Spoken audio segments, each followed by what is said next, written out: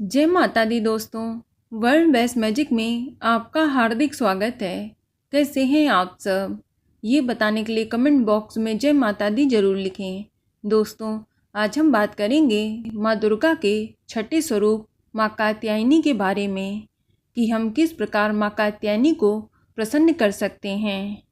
इनकी संपूर्ण पूजा विधि, रंग, भोग, फूल और मंत्र क्या है। इसके अलावा हम आपको बताएंगे इस दिन किए जाने वाला एक इच्छा पूर्ति उपाय, जिसे करके आप अपनी मनोकामना पूरी कर सकते हैं। साथ ही हम आपको माँ कात्यायनी की कथा भी सुनाएंगे। लेकिन अगर अभी तक आपने हमारे चैनल वर्ल्ड बेस्ट मैजिक को सब्सक्राइब नहीं किया है तो जल्दी से सब्सक्राइब करके बेल आइकन दबा दें। साथ ही इस वीडियो को लाइक करें और ज़्यादा से ज़्यादा शेयर करें। तो आइए शुरू करते हैं। दोस्तों, नवरात्रि के छठे दिन माँ कात्यायनी की पूजा की जाती है। इनकी उपासना और आराधना से भक्तों को बड़ी आसानी से अर्थ, धर्म, काम और मोक्ष चारों फलों की प्राप्ति होती है। उसके रोग, शोक, संताप और भय नष्ट हो जाते हैं।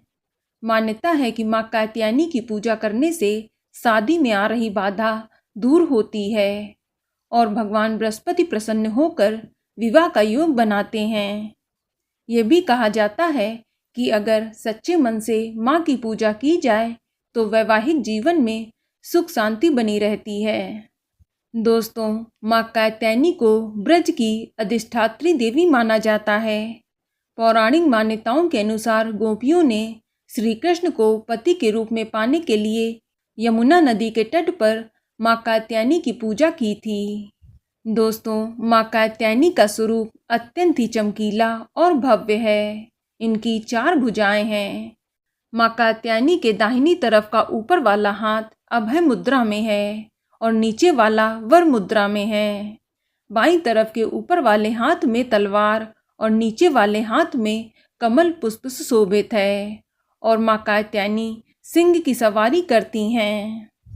दोस्तों, नवरात्र के छठवें दिन आपको माँ कात्यायनी की पूजा के दौरान लाल रंग के वस्त्र पहनने चाहिए और इस दिन भी आप सबसे पहले कलश की पूजा करें और सभी देवी देवताओं की पूजा करें।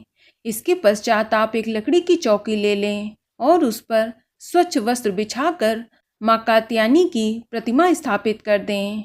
इसके बाद आप रोली अक्षत अर्पित करें और माता को गेंदे का पुष्प अर्पित करें। फिर इसके बाद आप माता को शहद का भोग लगाएं, धूप दीप जलाएं। इसके बाद आप माँ कात्यायनी की कथा सुने। तत्पश्चात आप माँ कात्यायनी के मंत्र ओम ऐं ह्रीं क्लीं कात्यायनी नमः मंत्र का जाप कम से कम 108 बार करें और इसके बाद माँ कात्यायनी की आरती करके विधिवत पूजा को संपन्न करें।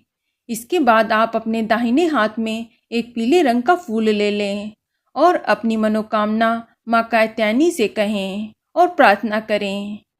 इसके बाद आप वो फूल माँ कात्यायनी के चरणों में छोड़ दें। ऐसा करने से आपको माँ कात्यायनी का आशीर्वाद मिलेगा और आपकी जो भी मनोकामना है वह शीघ्र पूरी होगी। दोस्तों, माँ कात्यायनी की पूजा करने से गृहस्थ लोगों के जीवन में खुशियाँ आती हैं। चलिए अब हम सुनते हैं माँ कात्यायनी की कथा, जो इस प्रकार है। माँ दुर्गा के छठे स्वरूप कात्यायनी का जन्म महर्षि कात्यायन के घर हुआ था, इसीलिए इन्हें कात्यायनी कहा जाता है। कथा है कि कत नाम के एक प्रसिद्ध महर्षि के वंश में जन्मे कात्यायन ऋषि वे कई सालों तक घोर तपस्या के बल पर माँ भगवती को प्रसन्न कर लिया। उन्होंने भगवती से उनके घर पुत्री के रूप में जन्म लेने का वरदान मांगा, जिसे माँ दुर्गा ने स्वीकार कर लिया। इसके बाद माँ भगवती ने कात्यायन ऋषि के घर में जन्म लिया। उन्होंने महिषासुर नाम के राक्षस का वध किया, इसीलिए उन्हें महिषासुरमर्दिनी भी कहा जाता है। इतना ही नहीं, शुंभ और निशुंभ ने स्वर्गलोक पर आक्रमण कर दिया था। वहीं इंद्र का सिंहासन भी छीन लिया गया। सिर्फ इतना ही नहीं, 9 ग्रहों को भी बंधक बना लिया था। असुरों ने अग्नि और वायु का बल भी अपने कब्जे में कर लिया था। स्वर्ग से अपमानित कर असुरों ने देवताओं को निकाल दिया।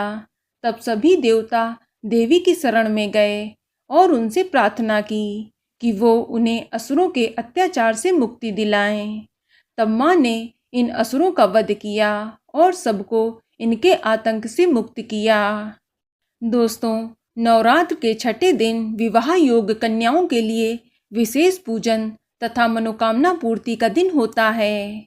इस दिन माँ कात्यायनी की पूरे विधि विधान से आराधना करने से कन्याओं को मनचाहा वर मिलता है। उनके विवाह में आ रही अड़चनें दूर होती हैं। मान्यता है कि यदि कोई कन्या नवरात्र के छठे दिन माँ कात्यायनी की पूरे विधि विधान से पूजा करे तो उसका विवाह 1 वर्ष के भीतर ही हो जाता है। इस दिन कुंवारी कन्याओं को शाम के समय माँ कात्यायनी के समक्ष एक शुद्ध घी का दीपक जलाना चाहिए और देवी की विधिवत पूजा अर्चना करनी चाहिए। इसके बाद आप देवी को पीली चुनरी और एक हल्दी की गांठ अर्पित करें। इसके बाद उनसे शीघ्र विवाह की प्रार्थना करें। पूजा करने के बाद आप हल्दी की गांठ को पीली चुनरी में बांधकर अपने पास रख लें जब तक कि आपका विवाह नहीं हो जाता। आप देखिएगा इस उपाय को करने के बाद आपका विवाह शीघ्र हो जाएगा। तो बोलो माँ कात्यायनी की जय। तो दोस्तों, ये जानकारी आपको अच्छी लगी तो कमेंट में जय माता दी जरूर लिखें और अगर आपका कोई सवाल हो तो उसे कमेंट बॉक्स में अवश्य पूछ लें और इस वीडियो को लाइक करें, शेयर करें और साथ ही साथ चैनल को सब्सक्राइब करें। धन्यवाद।